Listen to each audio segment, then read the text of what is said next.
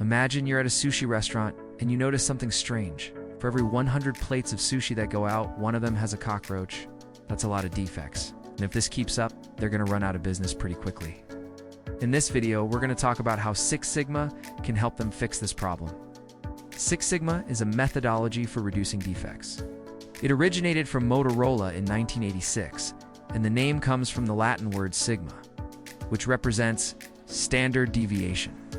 In statistics, standard deviation measures how spread out a set of data is. DMAIC is a structured approach that helps you solve problems by following a series of steps. It's like a recipe for improving processes. Let's take a look at each step in the DMAIC framework.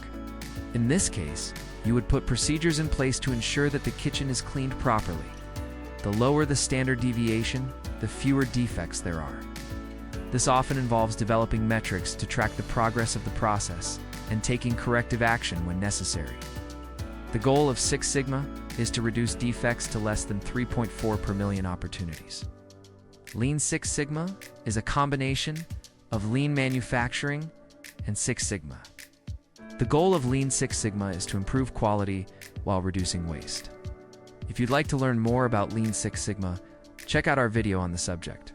Six Sigma practitioners use a variety of statistical tools to analyze data. Some of the most common tools include control charts, which are used to track data over time and identify trends or patterns. Histograms, which are used to display the distribution of data, and scatter diagrams, which are used to explore the relationship between two variables. The green belt is someone who has received training in Six Sigma but doesn't dedicate their entire career to it. Often a green belt will work on Six Sigma projects as part of their regular job duties. Next, we have the black belt. Black belts are responsible for leading Six Sigma projects and improving processes. They typically have advanced degrees in a technical field and several years of experience working on Six Sigma projects. Finally, we have the Master Black Belt. Master Black Belts are responsible for developing and implementing Six Sigma training programs. They also help organizations to define their strategic direction for Six Sigma and ensure that it is aligned with the overall business strategy. A plate of sushi has a defect if and only if there's a cockroach on it. So in this case, an opportunity is a single plate of sushi. Therefore, if there are no cockroaches on 99.99% of the plates of sushi going out, then the sushi restaurant is considered to be Six Sigma. Six Sigma follows a strict DMAIC framework, which stands for Define, Measure, Analyze, Improve, and Control. First, you have to define the problem. This might seem obvious, but it's an important step because it forces you to clearly articulate what the problem is. In the case of the sushi restaurant, the problem is clear. There's a cockroach infestation, and customers aren't happy about it. Next, you need to measure the process. You want to collect data so you can understand how bad the problem really is. You also want to identify where in the process the defects are occurring. At this stage, you should also define what a defect is and how you're going to measure it.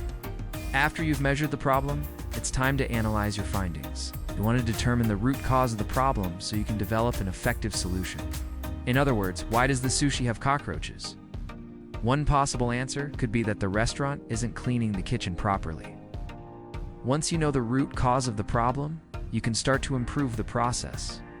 Finally, you need to control the process. You want to make sure that the improvements you've made are sustained over time. Now that you know the basics of DMAIC, let's take a look at some of the roles involved in Six Sigma. First, you have the green belt. Now that you know the different roles involved in Six Sigma, let's take a look at some of the tools used to analyze data. The last thing we're going to discuss today is Lean Six Sigma. We hope this video has given you a better understanding of Six Sigma.